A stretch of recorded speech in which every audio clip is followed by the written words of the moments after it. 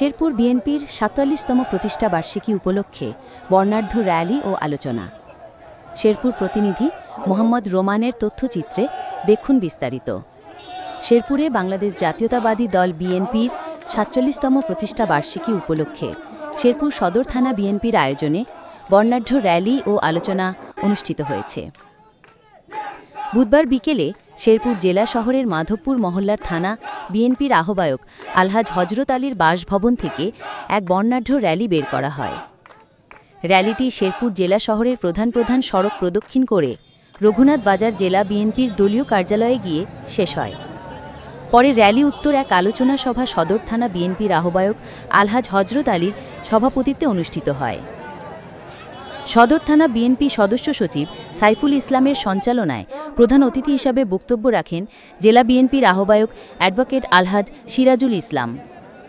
বিশেষ অতিথি হিসাবে বক্তব্য রাখেন জেলা বিএনপি সদস্য সচিব এবিএম মামুনুর রশিদ পলাশ।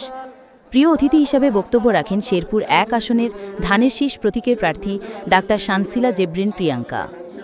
এছাড়াও অন্যান্যদের মধ্যে বক্তব্য রাখেন সদর থানা বিএনপির সিনিয়র যুগ্ম আহ্বায়ক এএসএম শহীদুল ইসলাম ভিপি, শহর বিএনপির আহ্বায়ক অ্যাডভোকেট আব্দুল মান্নান, সদস্য সচিব মোহাম্মদ জাফর আলী, জেলা যুবদলের সাধারণ সম্পাদক আতাউর রহমান আতা প্রমুখ।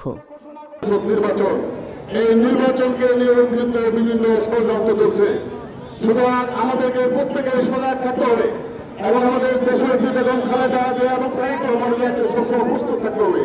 আমাদের ফেব্রুয়ারি মাসে জাতীয় সংসদ নির্বাচন না হওয়া পর্যন্ত আমরা গড়ে ফিরে যাব না।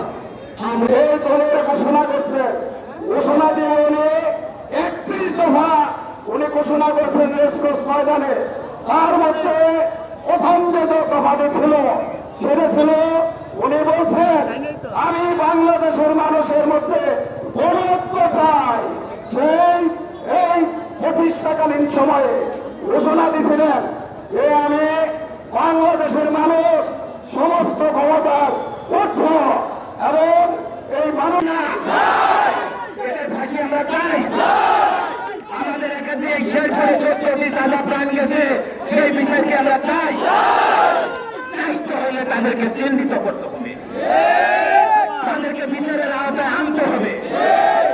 দলে থেকে একজন নেতা দাঁড়ালে তার পিছনে ১০০ জন মানুষ চলে আসে। এই প্রতিষ্ঠিত দলে আপনারা একবার ভোট দিয়ে দেখুন। বিশেষ করে শেরপুর সদরে আমরা বিএনপি থেকে জাতীয় সংসদের কোন প্রার্থী পাই নাই।